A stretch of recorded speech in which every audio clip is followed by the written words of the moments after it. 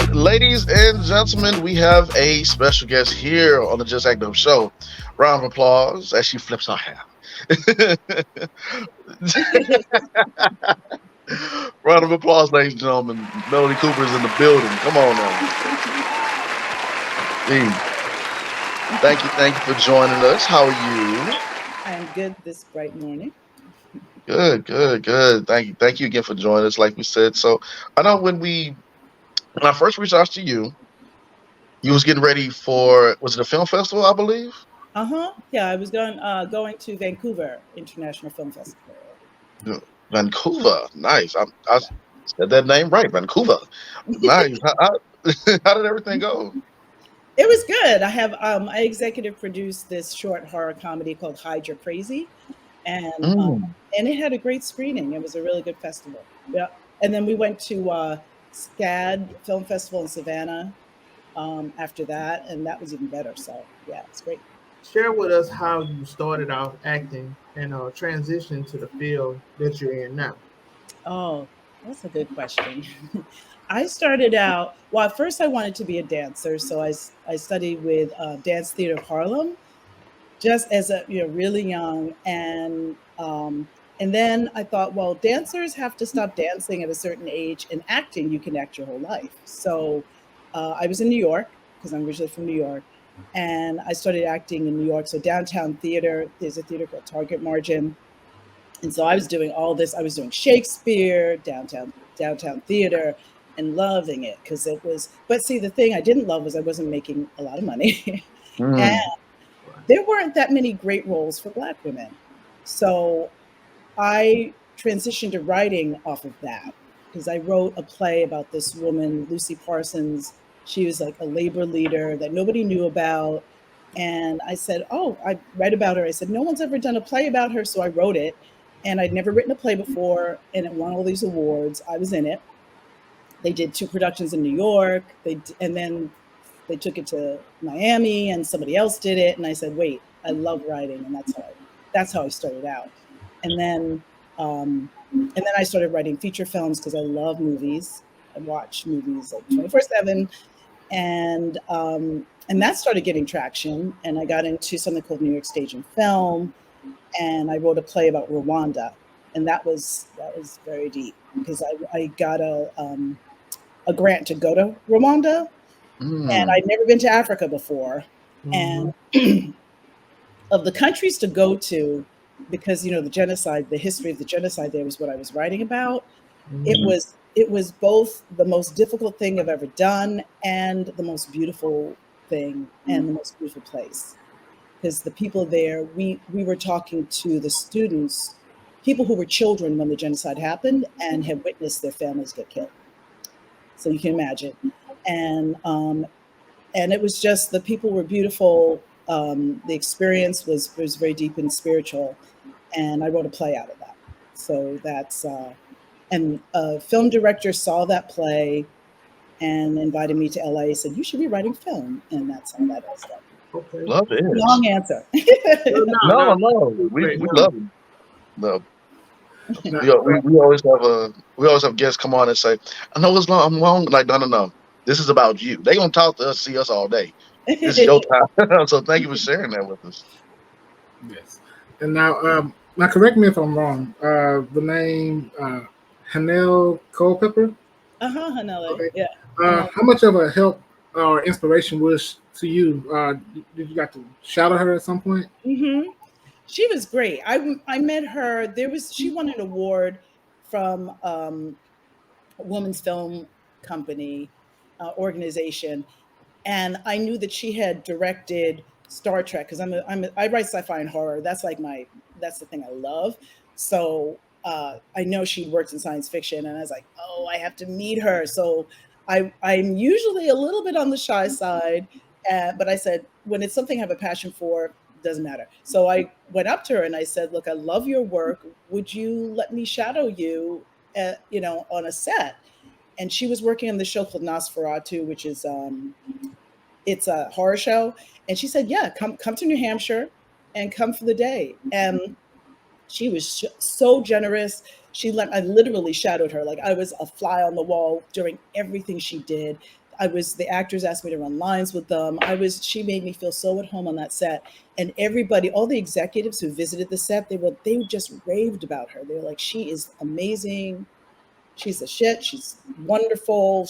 Everybody loves working with her. So it was great to be to be watching another Black woman work in her element and so well, and to learn from her. Yes, Mm-hmm. because I've directed 2 short films. I'm directing another one in Brooklyn next year, and so I'd like to direct more, and so it was important to be able to do that. Yeah. Yeah, that's beautiful that she let you come in and shadow her and everything, and that she was able to like be there and just learn and absorb and everything. That's Yeah. not everybody is so giving, and that's great that she was giving like that. Yeah. To you. Yeah.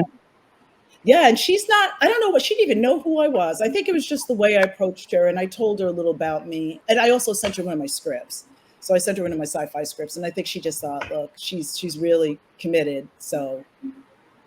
it was very nice of her.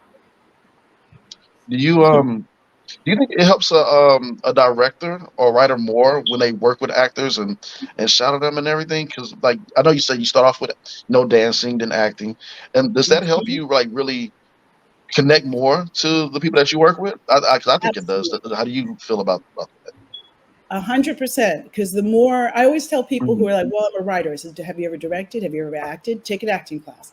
Because you don't understand. Like, I can write dialogue that actors want to say because I've been an actor. Because I know what I want to say those lines, and I read every script top to bottom out loud. Everything, action Mm-hmm. lines, dialogue out loud. Mm-hmm. Even the features, because it makes a difference when you hear it. That's why table reads are good.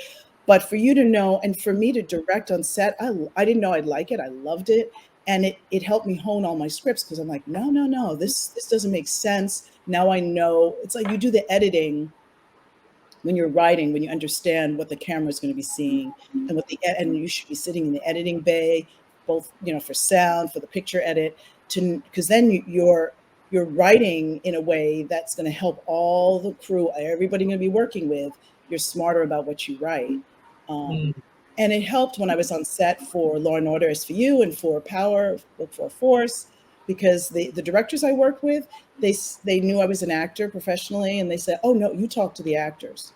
You talk to the actors." And I learned later that that is not usual. Usually they don't want the writers to talk to the actors. They want to have that relationship, but because they knew it was an actor, they were fine with it. And I could talk to them. They asked me questions about intention, what the beats were, and I knew that language, and so it helps you definitely.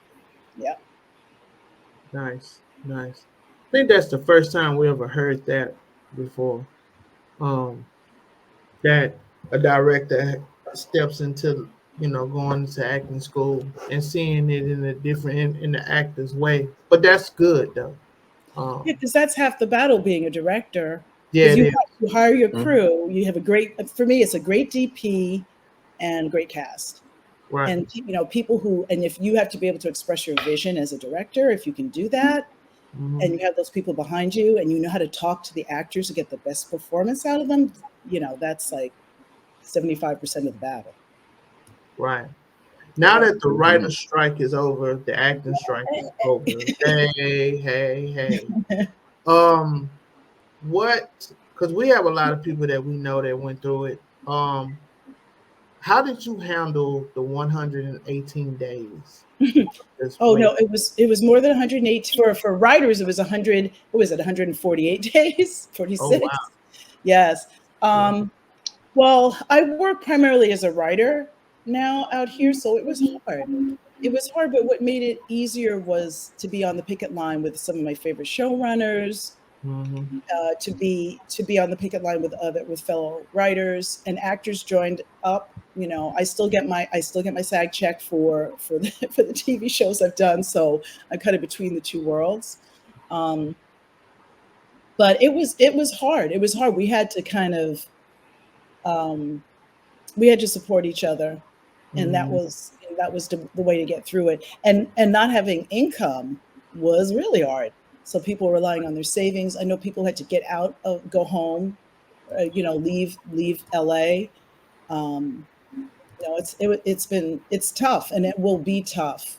still, because the shows aren't, a lot of the shows, even though they went on break just because of the strike and should have started up again, they haven't all started. They a lot of shows got canceled. Mm-hmm. DC show just got canceled. They in my opinion, that's some of it is probably punishing us for having gone on strike in the first place. Yeah. But yeah, so it's gonna be tough, I think, until January.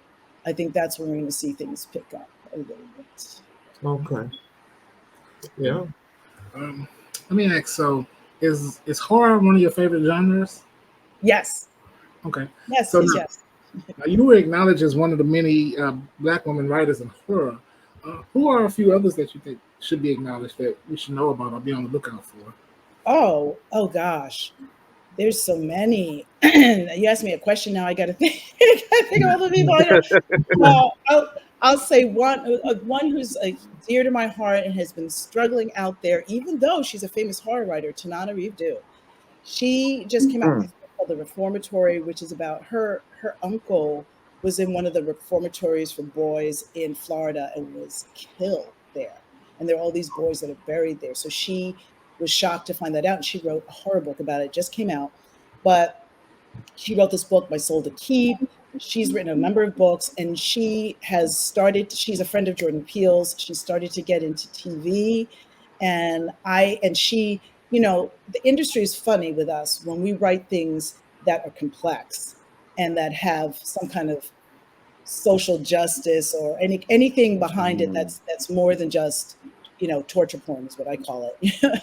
So Tanana Reeve writes these wonderful, amazing characters, and her work is beginning to get recognized the way it should be, I think, by the industry. So that's somebody I know she has some special things coming our way, and I'm just hoping it all takes off like crazy. But I also love sci-fi. So Nendi Okorafor is a writer I love. There's you know uh Nida Costa. She writes as well. She did Candyman, Yeah. and she wrote. I'm just going to say it, that if they had relied a little bit more on what she had written, because there were two other people who kind of co-wrote and came in and put their hands in the pie, I think we would have. I would have. There were things about the movie I think we would have seen on a whole other level. Even there were things that were Mm. great about that movie, but Mm-hmm. yeah, I'm looking forward. Oh, and Ellie Fumbi. Ellie Fumbi Mm. is a friend of mine. She is American and also African. She made this movie called Our Father the Devil. Now it's not a horror movie, but Mm. it's about a horrible time in African countries history. It takes place in France. First movie has been winning awards left and right. Ellie is amazing, and she's making and writing horror um, in her next project. So Ellie Fumbi, somebody to look out for. Her last name is Oumbi. Now it goes without saying because I gotta ask, what's your favorite scary movie? You can only pick one. No, So many choices. no, because there Pick are one. different things that scare me. You know what scares me?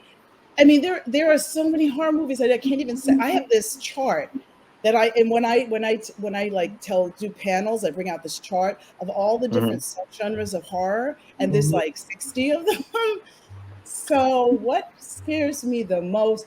I mean, ugh, I can't, this is horrible. I can't even say what is the scariest movie to me, and very little scary. There's I can't. And you know What's what's been one of your funny? favorite ones? Like, Well, was there's a lot of that are favorite. I like Spanish horror because they don't play. ooh They will no, take out a kid like that. Yeah, they'll take out a kid just like that. Yeah, you're right. yeah, they're not Yeah, playing. They they don't will. play. There's this movie Terrified. It's like it goes all these places. You're like, no. Oh, there's a TV show. These are recent ones because Mm. uh, there's a show. I like foreign horror. There's a show Marianne, a French show on Netflix. Check it out because it Mm. is all that scary about a weird witch in this town. Modern horror. Um, I liked the blackening because it was funny and scary. I love that See, movie. you done named like 5. Oh, I'm sorry, but that wasn't fun. That wasn't scary. I'm trying to think of what is like what has terrified. I mean, when I saw Poltergeist the first time, that scared the hell out of me. Um, Mhm. but that's not the. I'll think about it as we're going because people have asked me that before, and I usually have an answer like that. But for some reason, I'm just thinking like 1,000 different movies are running through my head. So many choices. Like the latest one, Candyman. Was it Mhm.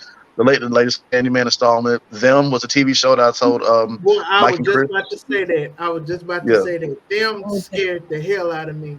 them was not. I listen. Don't talk to me about them because I just thought it was a little too much. But that's a gotcha, conversation for another day. But gotcha. yeah, Yes, ma'am. I know this is because I'm a big fan of them, and I never forget me and my wife. We sat like we binge watched it from the oof, beginning, and oof. we got off that couch pissed. I was Okay. yeah, No, I was like, I needed it to end differently. yeah. I needed to not have episode 5. Uh, Mhm. Yeah, that you know what I'm saying? I just felt like we didn't need. I love the original concept. I was so looking forward to it, but Hmm. it was just that there's some things I think we don't need to see. we didn't need to Right. see, Our but bodies, I right? get it. But do you think that they're gonna come out with a second season? Let's No. be on it. You don't Mm-mm. think so? Nope. Nope. That kind of breaks my heart a little bit. No, I don't think so. I Now, don't think so. here's So a It have, question. was. I mean, it was well shot. I mean, the actors were excellent. I mean, yeah, there's nothing to take away from like the work that the people were, but it's just yeah. I'll just leave it at that. I yep, always yep. think about it too. I have some issues with the story and how they ended as well. Yeah. Yeah, But very True. triggering. yeah, I mean, here's okay. Can I just say one thing about them? Go ahead. How are we watching all these episodes of black bodies tortured and in pain, eyes gouged out, babies thrown? I mean, all of that, and Yeah, then the white bodies don't. We don't even see blood. We No, don't even get the comeuppance that we deserve. We don't you're right. see that woman gets shot in the back. You don't even see, but you just see it go boop in the background. You don't. Right. yeah, There's one moment with an axe, and then you don't even see any blood. How are we sitting there for how many episodes watching that? And there, no, yeah. Yeah. that was one of my. I said, if you're going to lean into that kind of horror, then you Mhm. better bring me the. yeah, it better be balanced. It better be Okay, balanced. Right. yeah. Now, if Right. you in your own scary movie, Mm-hmm. what team would you have save you? Are you picking the characters from Law and Order SVU, or are you picking the characters from Power Book Force to come save Oh, you? Power Book Force. I was before. Without hesitation. Without hesitation. Time to canceling Christmas on everybody. Everybody. That's the She's name of the horror film. Christmas is canceled. It'd be a horror. she said, "Tommy, come on through. You and the crew. Come on now." And he made a horror Oh film. my goodness. Oh, damn, I can't remember the name of it. Yeah, Fear. T.I. on it. Yes. It's called So, Fear. Fear. in fact, I found out on set how many of them love horror, and I was like, all right. And Eve Rivera, who is the director, who has directed all Mm-hmm. these videos, music videos, he and I were Mm-hmm. talking about working on horror sci-fi together because it's a lot of people want to kind of transition and have interests for a long time, but just don't know how to jump in. So I'm like, all right, I'm here. I'd love to write for you Yeah, all. you got the right one on set right there. Yep. Like Melody is right there. Yeah, right. That is, but yeah, I love your love for horror and for film and of course, yes, black people overall, of course, that's what we are, who we are. But I love that yeah, like your taste for film and for writing and everything. And I thought about Lovecraft Country, Oh God, and another I was like, heartbreaker. man, I wish it could have kept going, Yeah, and not just because who the director was, but and I know there was a female director. There is a female director for the Marvels as well. So I love seeing you know Black queens taking over with Mhm. filming and with writing and everything, and we see you Yes. right there with them as well. So y'all are Yeah. really like we need y'all. We really do. Yeah, there's someone this guy this owner of a big management company referred to me as a unicorn. I said, Mm. "Oh, please stop calling us that," because it's like there Oh, are so many of us out there. We're just not getting, we get that one job, and then you know how they like to throw us one job and then that's it. hmm And my whole thing is to have a sustained career and to pull up others with me so that we can all work together and have work that, like, I look at. Um, I'm going to forget his Cord, who Jefferson, who just made American Fiction, and he was hmm working with Watchmen is in transition to directing and writing a feature, and and just the ways in which we can continue to grow in our careers and support each other. That's why I want to be a showrunner, because I have a list, yes. a book with a list of all the writers that I have worked with who I said, y'all coming with me when I have my first show. Yes. That's the way I want to do it. And that's why I love producing. I think the more that we produce and we become the decision makers, that's gonna change things. So And you had one too with was it on the CW, Two Sentence Story? No, what was it? Two Sentence Horror Stories, that was my Just a first horror show. story. Yeah, it was an Yes. anthology series. We started off with a black showrunner. So I was like, wait, my first show, I have a black man as my showrunner. I hmm have the room is mostly women. The show was created by a woman. We have two Latina, we have Asian, black, white. It was the most mixed room. And people said, oh, Hollywood's not like that. And I was like, it is for me right now. Hey. And it was great. It was a great way to start out. Um, and horror. I mean, we pitched. I mean, we were pitching horror stories left and right. I have 3 volumes of notebooks of all my ideas that I now can use, Mhm. but just pitching because it was their short form, and we had to come up with all these ideas to see which one would stick. I loved it. Okay. So when in the writers' room like that, right, and it can get noisy, it can get crazy. How do you Mhm. find that focus? Okay, this is this is the direction we're gonna go. Like, how do you? Um, Well, if you have a good showrunner, it's not that crazy. You're kind of like hearing everybody in the room, but you get excited if people are throwing stuff out. You start to pitch something and somebody else jumps on it. It's like, wait, that's not the story I was telling.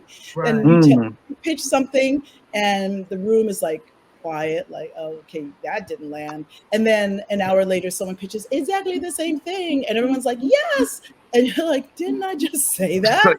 So that happens, but a good showrunner keeps it. And our showrunner said, "Look, I want you to do 2 things. One, I want you to. Everybody is on the same level. We had some more senior writers in the room. Says I want everybody to pitch. Everybody has a voice in this room. And then he tell us on your weekends, don't be writing. I want you to have a life. Go out and have a life. Mm. Bring that back into the room." So I take that. Those are really great things. And but it's also you want for me. I write. I keep a notebook because so that I sketch sometimes when I'm listening when people are or when I'm like thinking about something, writing or drawing, that just like activates a different part of my brain. So it lets me focus. So when it is like, oh wait, that idea. I have my laptop open for taking like quick notes, but then I keep a notebook like just with pen to paper, and I will even draw pictures and doodle basically just to kind of keep Mm. my brain focused. Do you ever She, get like thoughts, like an idea of something to write in your dreams? Because I Yes. get that a lot. Oh, well, my episode of Two Sentence Horror Stories that actually got they submitted it for an Emmy was about something that I have. I have paralytic dreams. And if you ever had that where you're sleeping and you can't move, but you can Right. Yeah. hear, mm. okay, I have that. You know exactly what scares me in a movie? Any movie that has a paralytic dream because it can't even bring them on. Sometimes I get chills just talking about it.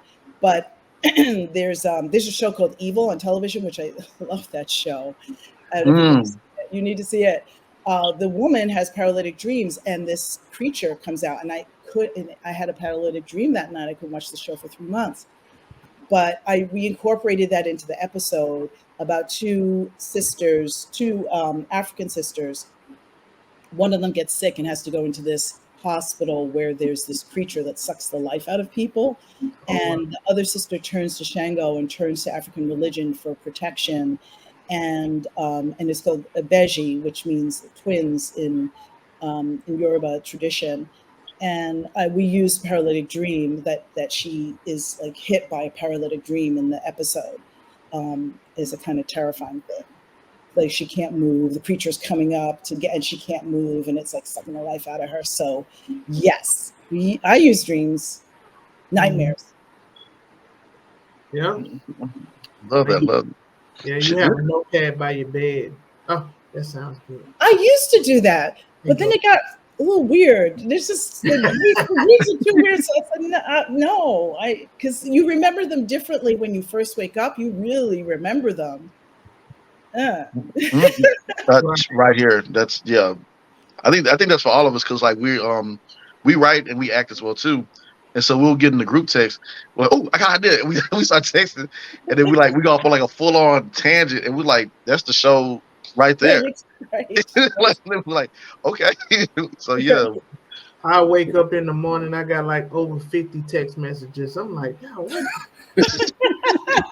can happen now, Lord? Man, what's going on? Then I'm reading it, and I'm like, it's 50 text messages. That's an emergency. It is an emergency. It's a story idea. Yeah. Wait, who writes horror of all of you? Right now, I'm the one that's tapping in that right now because I'm working on this project called The Beginning of the End. And before I say, I know we got viewers, but I got the copyright, so I can't steal nothing. But I've had work that was I've had work lifted, so be careful. Yeah, I had to say that because I know viewers be like, oh, let me get the. But yeah, yeah, I call it The Beginning of the End because it's I've been working on it like since I was in college when I first really started going for acting. And after my second stage play, I started seeing the people who around me were talented. I was like, first it was going to be comedy, and I was like, nah, let's take it a step further.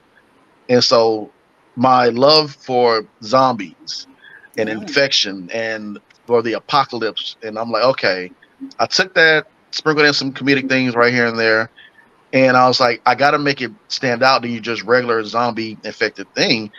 And I was like, okay, what about if I say, hey, the guy who made the infection also has the cure for every disease and disability known to mankind.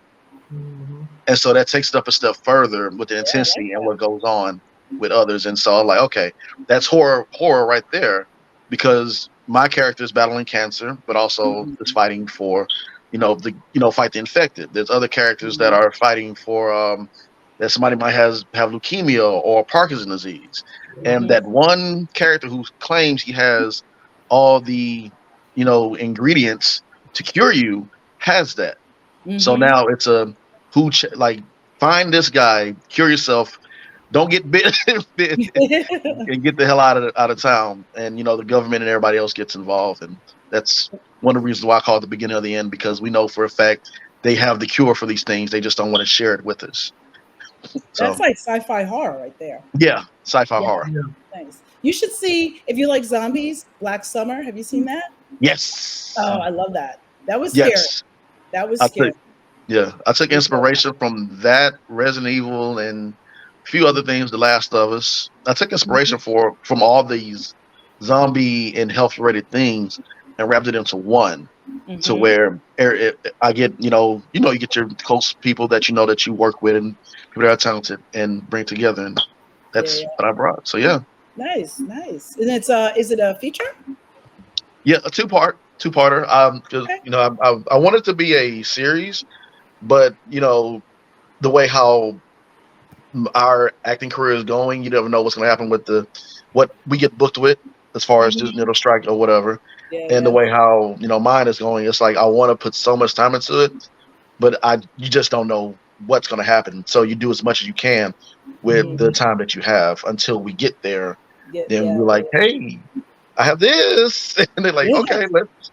Or even a limited series, because you could do like Mike Flanagan does with Fall of the House of Usher, Midnight Mass, and the first one, The Haunting of Hill House. Those are have some scary scenes in them, and they also a lot of moving scenes. But limited series is like great for her, I think. Yeah, Nice. yeah. So that's the aim right there. So yeah. So Go. well, I'll be having that horror right there with you. I'm right behind you. Right? I say the more the merrier, the more of us. Because it's like that thing. It always stresses me because I like Black Panther. It's like, oh wait, people want to see Black people as scientists Right. and heroes. What? And it made a lot of money. And we should have had so many other movies behind that. And I was Right. actually hired by Netflix to write a feature that Mhm. is it's an African fantasy. So it's like if Black Panther wasn't Marvel, but it was like Africa, like a fantasy Africa. And I love, and it's based on these books, Beasts of Prey by this woman Ariana Gray, who did an amazing job. She's written 3 books.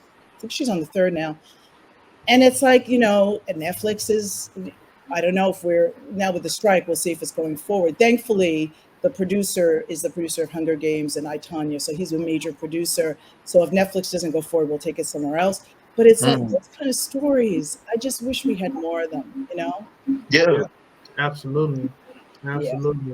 I was gonna say I love that you said that too because I was recently in a Western movie Oh, and Westerns. it's independent, but I love it and the story and everything. And it was only a handful of us on set, and that's beautiful. And the rest were Caucasian, some Hmm. Indian, some, but the majority was white. Hmm. But we get some people that was like, we can do cowboys. Yeah, we just did the harder they fall.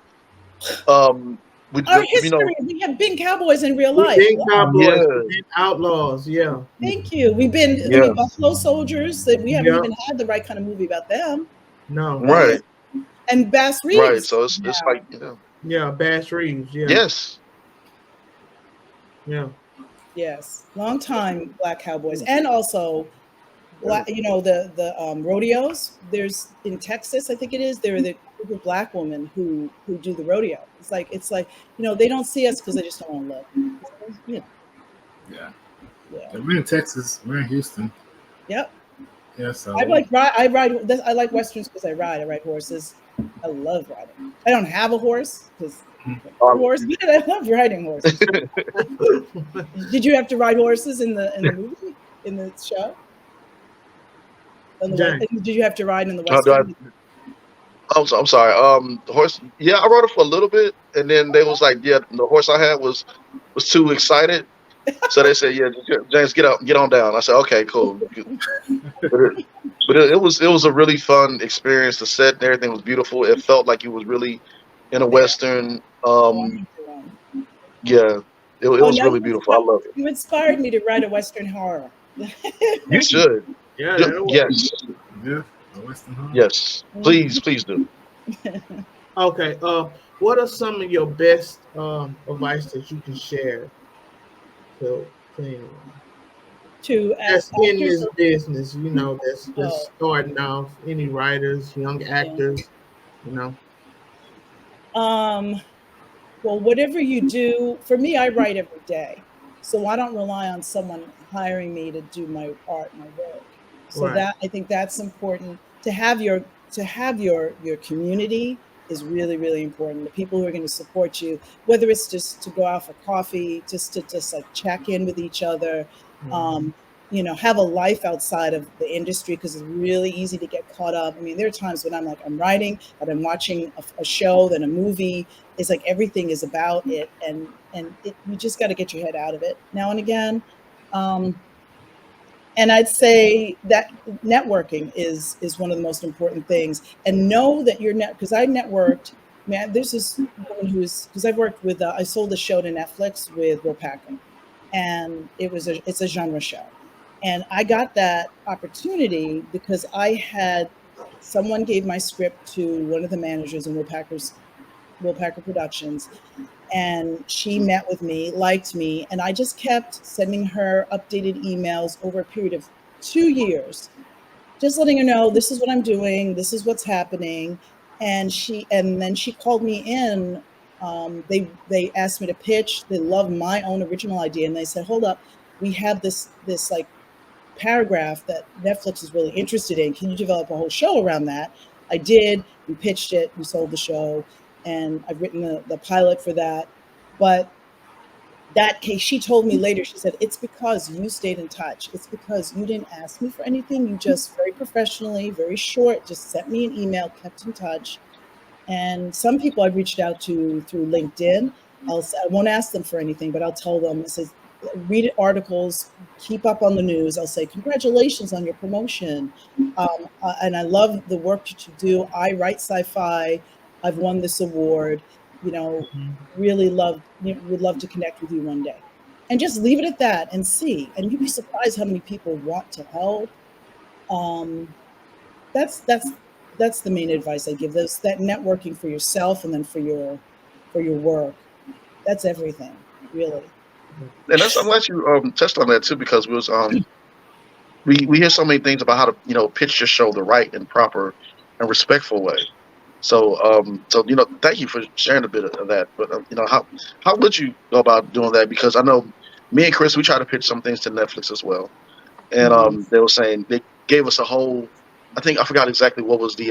It was a meeting where they got so many random up and coming writers, and they gave us a list of like right, look out for this, look out for that. This is the budget, that, and that, and Wow. it was so well written out to where how we could pitch it to them, but then they will say, "Hey, that doesn't sound like an original story." I'm like, "But that was my story." It was so weird. It was so funny, and I was like, "Okay." So, Yeah, they put pitching because pitching the feature from the book to my take on the adaptation of the book was like I just flipped through notes and I was just telling them what moved me and what set pieces, and they were like, "Great, write it." I was like, "Oh, this is easy." But TV, trying to pitch TV to Netflix, they put me through my paces. It was a whole like very mm, specific pitch. They asked me 1,001 questions. I don't know if you've seen. They have this. They've sent it out. They have this. Like 30-page document that they mm, send out that's how to pitch to Netflix. And it breaks, have you seen this? It breaks down everything, what they I look s- for, arcs of character. You've yeah, seen it. yeah, I So, see. and they're serious. If you don't pay mm, attention to that document, that may not work for everybody. Hulu doesn't do that. Everybody has a different way. But for Netflix, you better come with all the answers and all that, thought through. Um, so that, no, they were tough in that. And it's kind of, but I'm going to say that's more advice I give. That is an opportunity for you to hone your story, because if you yeah, can't answer these questions, that means you have more work to do. And if That's right. you're writing out your pitch and you realize, oh wait, I don't have that, the second act isn't really ending on this, it doesn't have rising action. Wait, this character doesn't even have an arc, she's the same from beginning to end. Wait, I've got to fix that. So I see it. It's annoying. It might seem like a lot of work, but it helps. It helps. Everything helps. So, hmm yeah. Tedious work, but it means a lot when you pitch it to the right people, and it helps. Yeah. yeah, yeah, and also the other thing is like I pitched something. Talk about something from your life. I pitched something that was from my life, Mm, and they wanted a movie about it. They said, and I pitched this what I thought, and my reps thought were a great idea, and I didn't get it. I didn't get the job, and I was like, oh, what?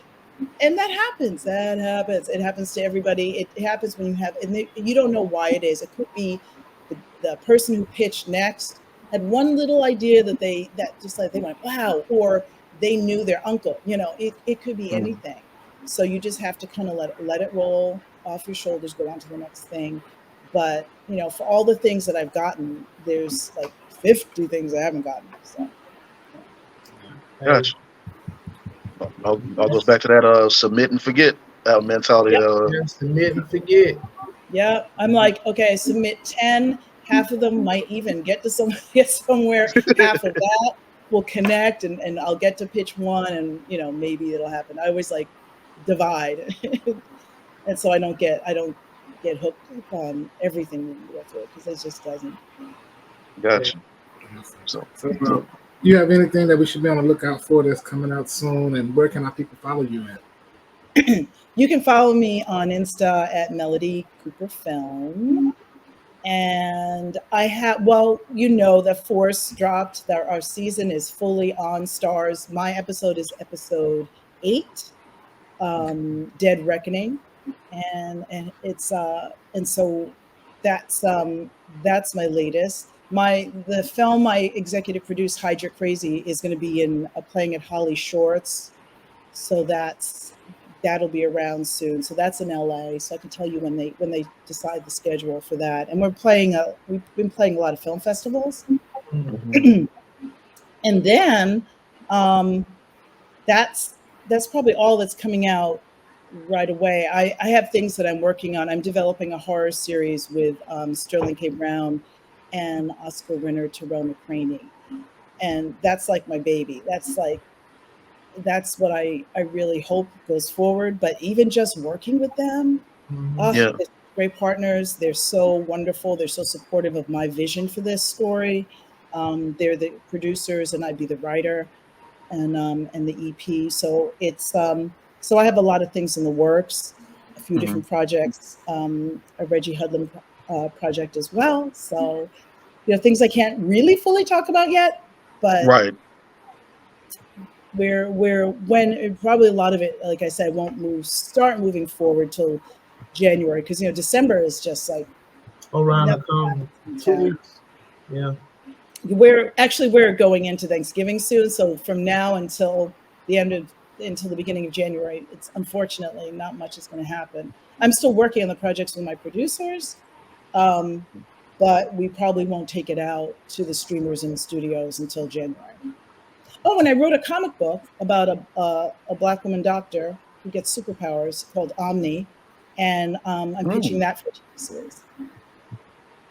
Nice. That Nice. sounds so dark. That God bless you. And I'm rooting for you because like all because like from a like I said, we write and we create these things. You just never know what's going to land or stick, and it's just so refreshing hearing like that's different. Like a doctor with superpower. I don't think that's yeah. I totally approve. Totally Yeah, approve.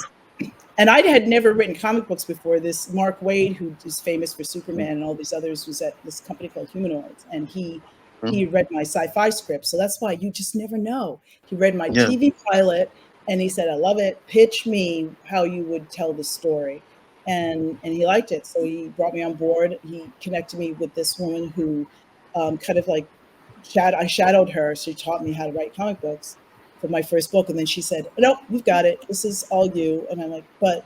She said, "No, no, pushing the baby out the nest." And I love it. I've written something for DC. I've written for Noir is the New Black is a comic book of all black writers and artists that I have a sci-fi story in. So yeah, I want to like write another comic book. So it's good. And it's IP. That's other advice. If you can create your own IP, short Mm. story, book, comic book, graphic novel, create your own IP so that it's something else that you can sell. Yeah. Yeah. Okay. Thank you. Thank you so much, Melody. Thank you. Thank you for having me. I feel like I was just like, nah, nah, nah. It's No, no, No, no. That's what the platform is. no. We want you to share. Yes.